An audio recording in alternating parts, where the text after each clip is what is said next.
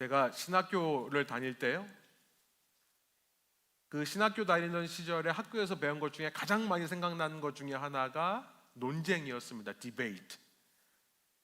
신학 교수들이요. 그 당시에는 왜 이렇게 열심히 안 가르치고 자꾸 이렇게 논쟁을 시키나 했는데 남는 건 그거밖에 없더라고요.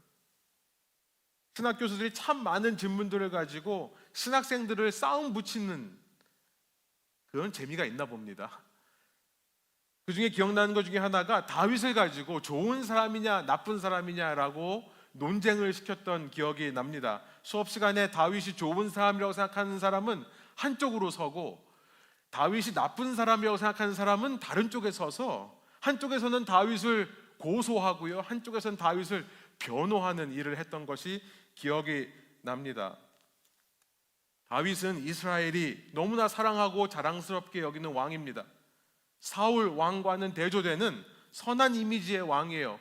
골리앗을 이긴 것, 그가 전쟁에서 많은 승리를 거둔 것, 또 그는 하나님의 언약궤를 모셔오면서 그 앞에서 자기의 속살이 드러나도록 춤추며 예배했던 사람이었죠.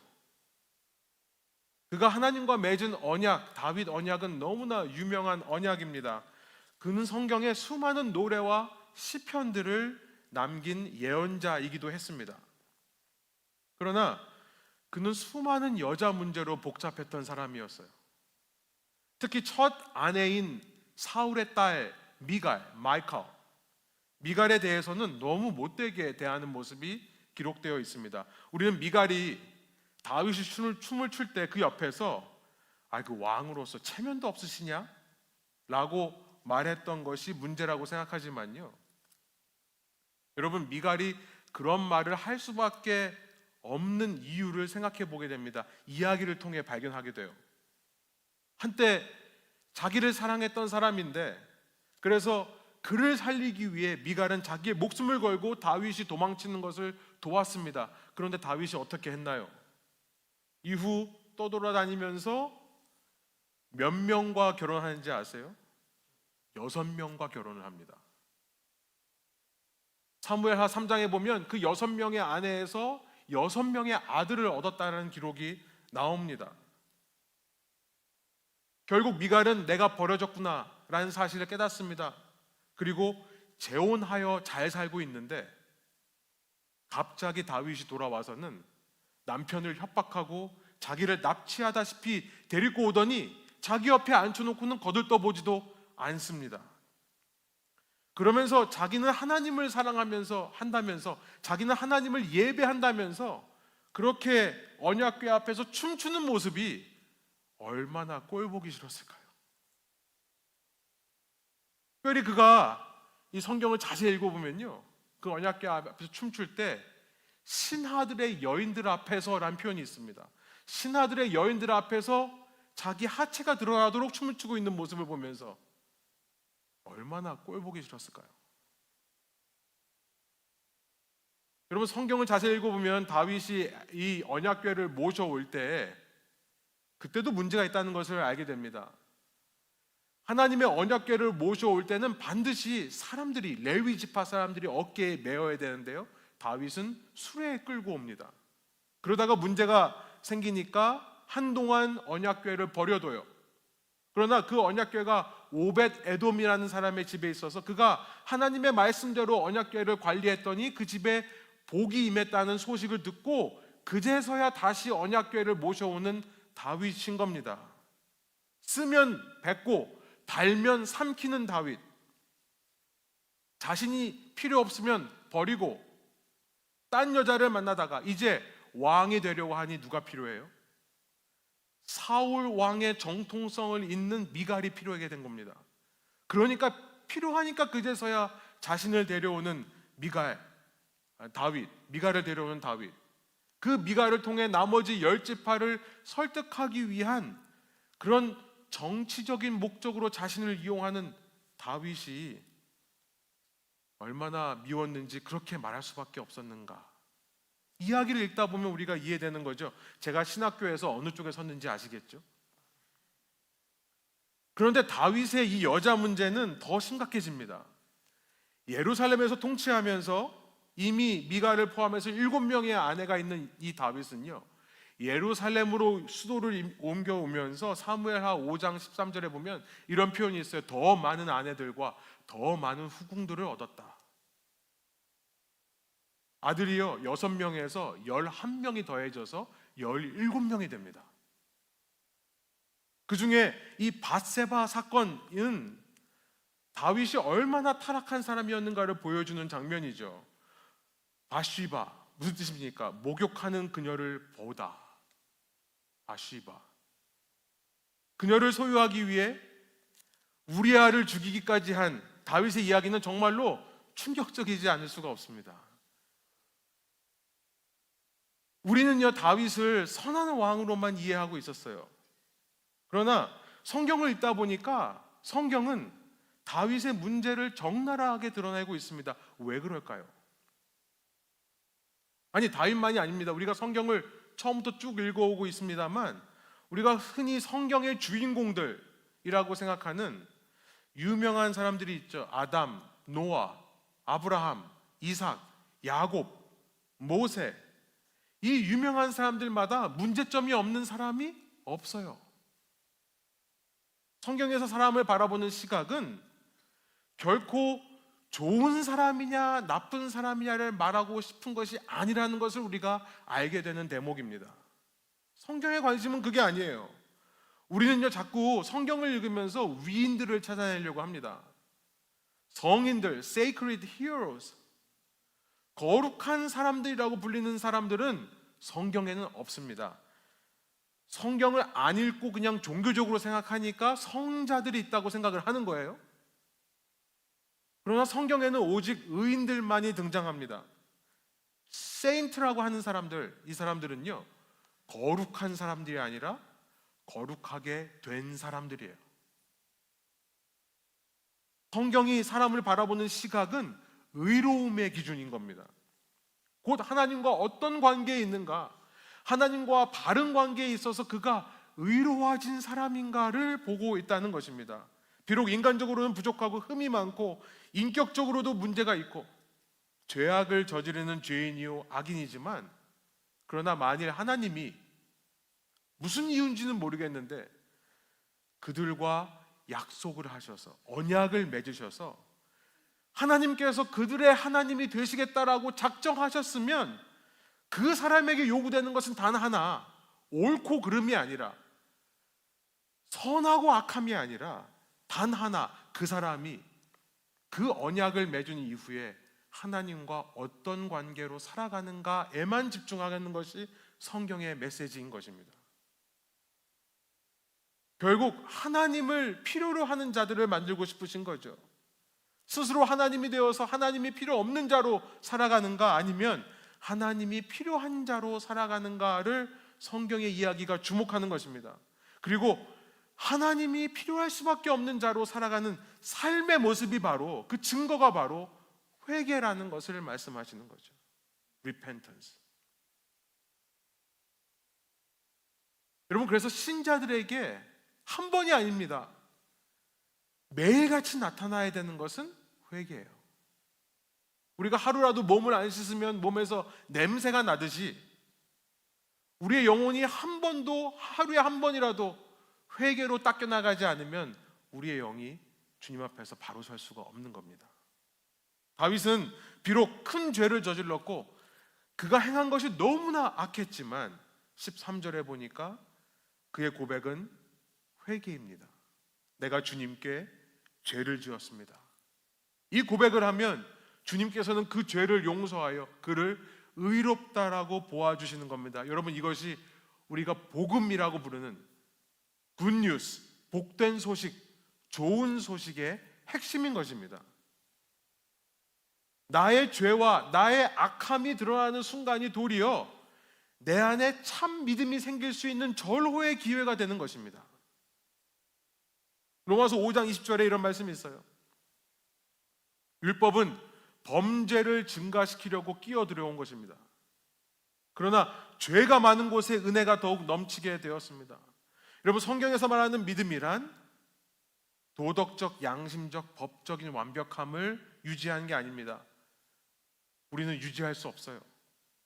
우리는 이 땅을 사는 한 끊임없이 죄의 문제와 싸우며 사는 사람들입니다. 그래서 성령께서 우리 안에 오시면 우리 속에 있는 그 죄의 문제를 고발해 내시는 것이 성령께서 하시는 일 중에 하나입니다. 요한복음 16장 8절에서 9절이에요. 그가 우리에게 오시면 우리 속에 있는 죄에 대하여, 이 세상에 대하여 책망하시리라 라고 말씀하시는 겁니다. 그렇게 우리 속에 완벽하지 않은 모습이 드러날 때, 그때 내 안에는 정말 소망이 없구나 라는 사실을 발견하고 주님 앞에 엎드려 내 죄를 고백하는 것, 바로 그것이 믿음입니다. 그게 믿음이에요. 우리가 믿음이 좋다, 믿음이 깊다라고 말하는 사람들은 그런 사람들을 말하는 겁니다. 거룩해 보이려고 이 성경책 가지고 다니는 사람들을 믿음 좋은 사람이라고 하는 게 아니에요. 성경에 대해서 많은 지식을 가지고 있고 성경을 잘 설교하고 가르치는 사람을 가리켜서 믿음 좋은 사람이라고 하는 게 아닙니다. 회개하는 사람, 회개할 수 있는 사람. 여러분, 교회는 그래서 내 죄가 드러나는 곳을 환영하는 공간이 되어야 됩니다. 이게 드러나고 내가 회개할 수 있는 공간이 교회예요. 그러지 않고 내가 괜찮은 사람인 척 꾸미는 곳은 교회가 될 수 없는 것입니다. 내 안에 소망이 없다는 것을 발견할 때에야 비로소 나는 예수님이 필요한 사람이 되기 때문에 그렇습니다. 그래서 내게 예수님이 필요하다는 고백이 나오게 되는 것입니다. 여러분, 현대 기독교라는 종교가 착각하는 것이 있습니다. 그리고 기독교를 바라보는 세상 사람들이 모르는 게 있어요. 기독교는 결코 위인이나 성인들을 만들어내는 종교가 아닙니다. 이 땅을 사는 한 죄 없는 사람은 없어요. 그렇기 때문에 성경적인 참신앙이란 뭐냐면 나의 불가능함을 인정하고 받아들이는 것이며 동시에 예수님의 가능하심에 주목하는 것이죠. 나는 끝까지 실패하고 죄악을 저지르지만 예수님을 바라보니 예수님은 끝까지 하나님의 말씀에 순종하셨더라. 그는 죄가 없으시지만 십자가에서 죽으시기까지 하나님께 순종하십니다. 그래서 누구든지 그 예수님이 나를 위해 내가 할 수 없는 일을 하셨다라고 고백하는 그 사람마다 예수님의 의가 전가되는 거죠. 우리가 옳아서가 아닙니다. 우리가 선해서가 아닙니다. 우리는 옳지 않고 선하지 않지만 그 의가 트랜스퍼되어 우리가 의로워진다라고 믿는 것이 우리 믿음의 정의인 것입니다. 그래서 여러분, 이 의로움이 회복되기 위한 유일한 길이 하나밖에 없어요. 회개입니다. 날마다 내 자신을 부인하는 겁니다. 날마다 나를 십자가에 못 박는 겁니다. 로마서 3장 20절에 이런 말씀이 있어요. 우리 한번 한 목소리 읽어볼까요? 로마서 3장 20절입니다. 그러므로 율법의 행위로는 하나님 앞에서 의롭다고 인정받을 사람이 아무도 없습니다. 율법으로는 죄를 인식할 뿐입니다. 예수님 오시기 이전 시대는 법의 시대였어요. 모든 것을 법의 기준으로 옳은 것, 틀린 것으로, 선한 것, 악한 것으로 구별하던 시대였습니다. 그런데 그런 법으로는 진정한 하나님의 의로움을 이룰 수 없다는 거예요. 마치 우리 안에 문제가 있는 것을 MRI가 찍어서 보여주긴 하지만 MRI를 아무리 찍는다 해도 내 속에 있는 문제가 해결되지 않는 것처럼 율법은 죄를 죄라고 정해주는 역할밖에는 하지 못하는 것입니다. 그 율법 앞에서, 법 앞에서 사람은 죄 있는 사람으로 드러날 수밖에 없게 만들어진 겁니다. 근데 사람은 자꾸 죄 없다고 착각을 할 뿐이에요. 왜 그렇죠? 우리는 나의 죄에는 너무나 관대하고 자기의 선에만 집착하기 때문에 그렇습니다. 내가 잘한 것, 나의 좋은 점들만 집착하기 때문에 그래요. 그러나 하나님은 어떤 분이세요?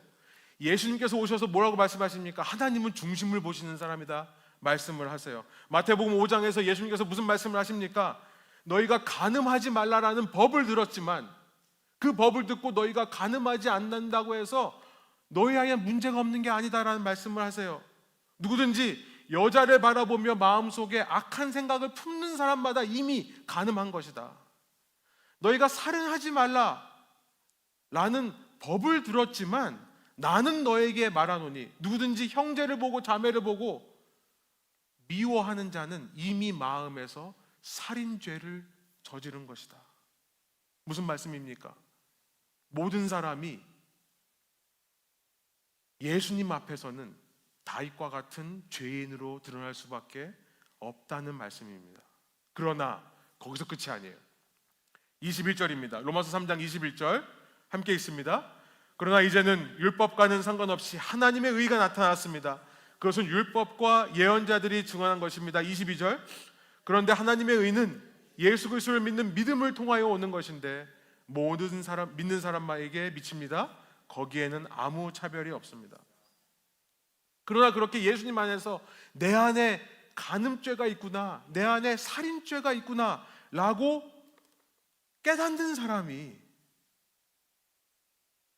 다윗처럼 회개하면, 아 그렇습니다, 예수님, 나에게는 예수님이 그래서 필요할 수밖에 없는 거군요 라고 고백하면 그 믿음으로 말미암아 의로워진다라는 것을 말씀하는 겁니다.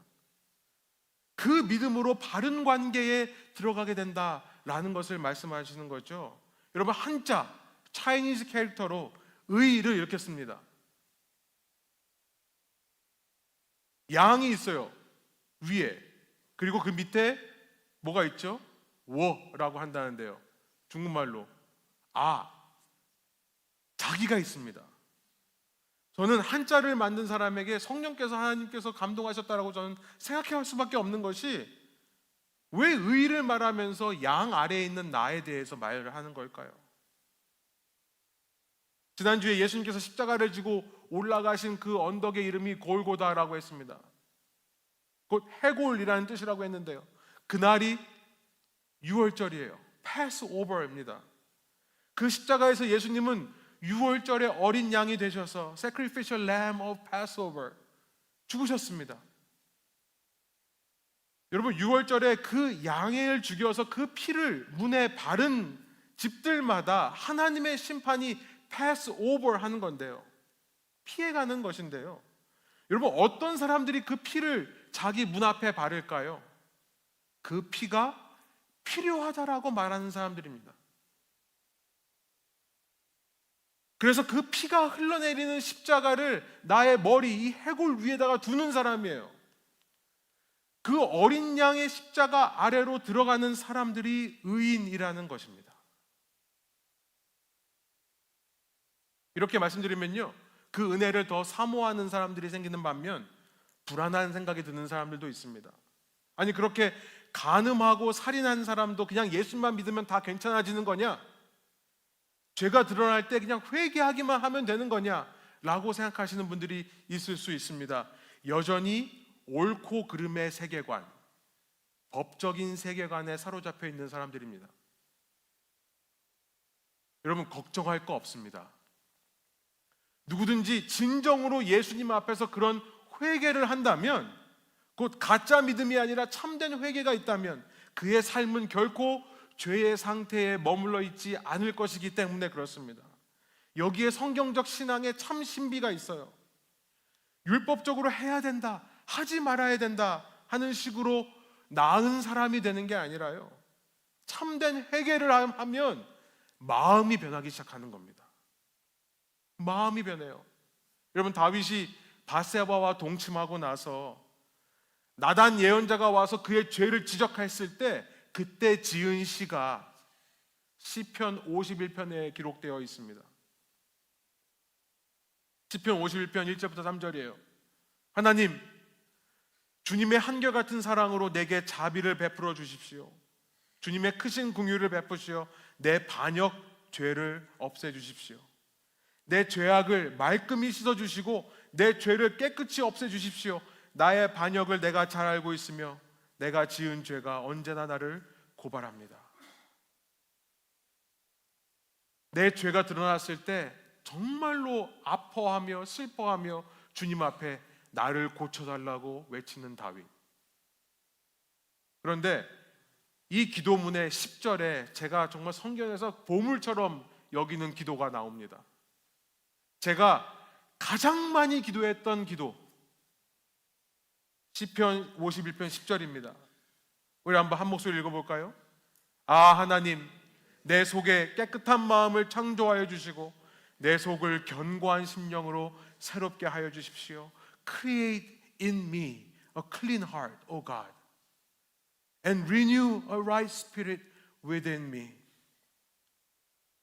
여러분, 진심으로 회개하며 이 기도를 올려드리는 것 외에는 우리가 할 수 있는 것이 없습니다. 왜냐하면요, 이 10절에서요, 내 속에 깨끗한 마음을 창조해달라 할 때 그 창조라는 말은 바라라는 동사인데요, 이 바라라는 말은 유대인의 성경에서 오직 하나의 주어에만 사용되는 동사이기 때문에 그렇습니다. 그 주어는 하나님입니다. 바라는 동사의 주어는 사람이 쓰이지를 않아요. 왜냐하면 이 바라라는 뜻은 창세기 1장에서 말씀하시는 것처럼 무에서 유를 만드는 창조이시기 때문에 그렇습니다. 인간이 할 수 있는 게 아니에요. 야찰, 야사르 다른 동사가 있지만 이 바라라는 만들다라는 동사는 하나님에게만 쓰이는 겁니다. 내 안에 깨끗한 마음을 창조해달라는 이것은 내가 할 수 있는 것이 아닌 겁니다. 오직 하나님만 할 수 있는 거예요. 내 안에는 아무 선한 것이 없고 오직 내 안을 들여다보니 혼돈과 공허와 어둠뿐이지만, 그러나 11절, 주의 성령이 내게 오셔서 내 안에 있는 이 불가능을 가능으로 바꿔주십시오. 주의 성령이 내 속에 오셔서 나의 이 굳은 마음의 살들이 떨어져 나가고 새 살이 돋듯이, 나는 이해할 수 없는 그 새로운 살이 어떻게 나오는지 나는 모르겠지만 주님, 내 안에 깨끗한 마음을 창조해 주십시오라고 기도하는 겁니다. 그때 12절이에요. 우리 한번 한 목소리 읽어볼까요? 주님께서 베푸시는 구원의 기쁨을 내게 회복시켜 주시고 내가 지탱할 수 있도록 내게 자발적인 마음을 주십시오. Restore to me the joy of your salvation. 여러분, 이 12절이 너무나 중요합니다. 나에게 구원의 기쁨을 회복시켜 주십시오. 사랑하는 여러분, 이것이 열쇠예요. 이것이 키입니다. 진정으로 회개하는 사람, 진정으로 예수님만을 붙들며 나는 불가능하고 예수님만 가능하다고 고백하는 사람, 그 사람에게 어떻게 마음의 변화가 시작되느냐? 구원의 기쁨이 회복되기 때문에 그래요. 그러면 삶이 달라지기 시작하는 겁니다. 왜 그렇죠? 여러분, 파인 다이닝 레스토랑에 가서 아주 비싸고 맛있는 음식을 여러분이 배불리 먹었다고 생각해 보세요. 그런 사람은 집에 와서 결코 라면 끓여 먹지 않습니다. 그래도 끓여 먹는다, 그럼 더 이상 할 말 없어요. 근데 무슨 말씀 하는 건지 아시겠죠? 최고급 식당에 가서 요만큼씩 나오니까 조금 먹고서는 속이 안 차니까 집에 와서 라면을 끓여 먹는 거죠. 여러분, 다윗이 결국 출정하지 않고 전쟁에 나가지 않고 자기 성에 남아서 뭐 할 게 있을까를 생각하게 된 이유가 바로 그겁니다. 뭐 할 게 없을까라고 하다가 한 여인이 목욕하는 것을 보고서는 좋아 보여서 그것을 취한 것은 그 안에 언젠가부터 모르지만 구원의 기쁨이 사라졌기 때문에 그래요. 왕으로서 부족한 게 없는 거죠. 모든 일이 잘 풀리는 거죠. 그래서 어느 순간 나도 모르게 더 이상 나는 하나님이 필요한 존재가 아니라는 생각을 하기 시작하고요, 내 인생의 문제를 내 혼자의 힘으로 해결할 수 있다고 생각하기 시작한 겁니다. 여러분, 거기서부터 우리의 모든 죄악이 나오는 겁니다. 우리 죄악의 실체가 그거예요. 왜 죄악된 것을 보면서 즐거워합니까? 왜 악을 보면서 취하려고 합니까? 내 안에 구원의 기쁨이 사라졌기 때문에 그래요. 바꾸어 말하면, 내가 회개해서 내가 예수님 아래에 서려고 하고, 그래서 그 구원의 기쁨이 어린 양으로부터 나에게 흘러 내려오는 사람이라면 마음의 중심이 변하는 겁니다. 행동이 달라지는 게 아니라 행동의 근원인 마음 자체가 바뀌는 거예요. 때로는 강하게 일어날 수도 있습니다. 그 변화가요. 그러나 대부분은 아주 조금씩 천천히 일어나요. 이번 주간 우리가 읽겠습니다만 다윗은 여전히 주님 앞에서 죄를 짓습니다. 그러나 24장에서 그렇게 죄를 지었을 때 그는 20장 10절 17절 곧바로 회개하는 것을 잃지 않아요. 그런 다윗의 마지막이 어떻게 끝나는지 아십니까? 마지막에 더 이상 예쁜 여인에게 마음이 빼앗기지 않는 사람으로 변해요. 말씀을 정리해 볼게요. 여러분, 우리의 마음이 변하기를 소원합니다. 우리의 믿음이 더 깊어지기를 원합니다. 우리가 세상에 나아가서 예수님을 믿는 사람으로 드러나기를 원합니다. 유일한 길은 회개예요. 회개입니다. 여러분, 신앙생활 하시면서 회개가 아닌 다른 어떤 것을 통해 여러분의 믿음이 성장할 수 있다라고 가르치는 모든 거짓된 가르침들을 멀리 하십시오. 저는 이런 생각이 들었어요. 지난 한 주간 우리 인생의 목표가 뭘까? 여러분 인생의 목표를 제가 말씀드릴게요. 여러분 인생의 목표가 뭔지 아십니까? 저와 여러분의 인생의 목표, 그것은 하나님의 마음을 깨닫고 하나님의 마음을 닮아가는 것입니다. 여러분이 꿈꾸고 생각하는 그것을 이루는 것이 아닙니다. 하나님의 관심은 결코 그것에 있지 않아요. 내가 돈을 얼마나 많이 벌건, 내가 어떤 직업으로 어떤 삶을 하건 하나님은 관심이 없으십니다. 하나님의 성경에 드러나는 단 하나의 관심은 뭐냐면 어디에서 무엇을 하든지 정말로 여러분이 하나님을 하나님으로 인정하는가, 정말로 여러분이 하나님이 나에게 필요하다라고 고백하는가.